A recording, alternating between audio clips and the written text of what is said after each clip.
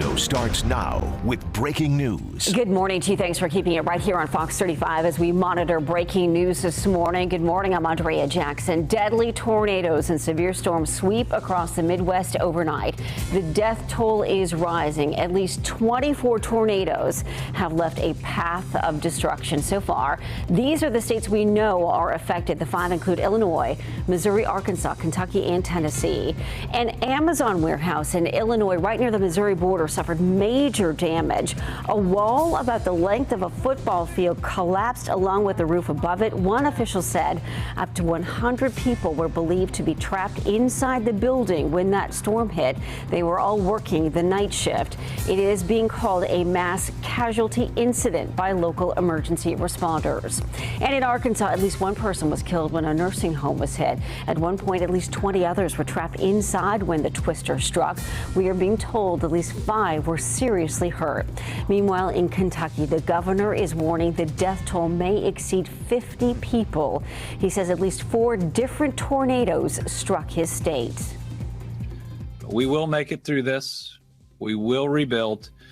We are strong, resilient people, and we're going to be there every step of the way. The governor fearing 50 to 70 people could have been killed overnight by the tornado. Our chief meteorologist joining us now. Jayme, some stunning images from overnight. And of course, we know here when severe weather hits, when it happens overnight, it's the worst possible time for it to happen. It really is. And you know, sometimes these tornadoes, you know, you get that cloak of darkness. Rain wraps sometimes are hard to see. They're impactful. I mean, the video speaks for itself. I've got chills looking at that introduction. I mean, prayers to them, and we'll be tracking it, of course. I do want to address that now.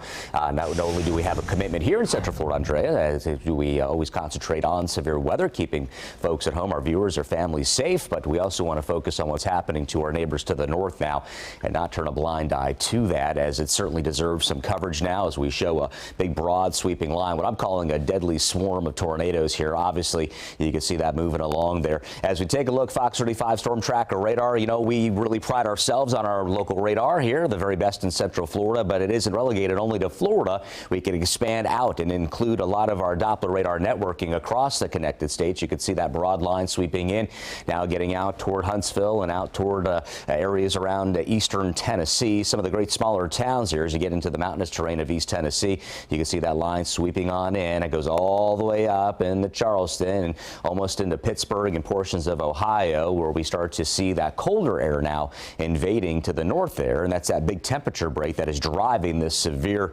weather conveyor belt of sorts. I mean, that's what we could call it, as it continues to undermine the atmosphere, digging on in and producing supercell thunderstorms, which in turn now have produced a number of tornadoes for the overnight last night and this morning. So very, very active. Now for the day ahead, what we've got now is the Storm Prediction Center outlook on our threat level scale here. It's at about a 2 today, so we're down. We were peaking in that moderate range at about a 4. 5, typically quite rare. We do see it in the springtime, and it can happen in the winter months as well. So we're monitoring again the overall eastern progress of it. By the time it gets to Florida, it does look like a few light showers will only be in play for us here locally as that system begins to dampen or weakens and moves off to the north and east, the main core of heavy-duty energy. Right now, visibility's low. We've got some active fog advisories for Flagler, Marion, and Alachua counties, Dixie County as well, part of our Fox 51 WOGX viewership in North Central Florida. We've not forgotten about you. We're always watching and tracking your skies in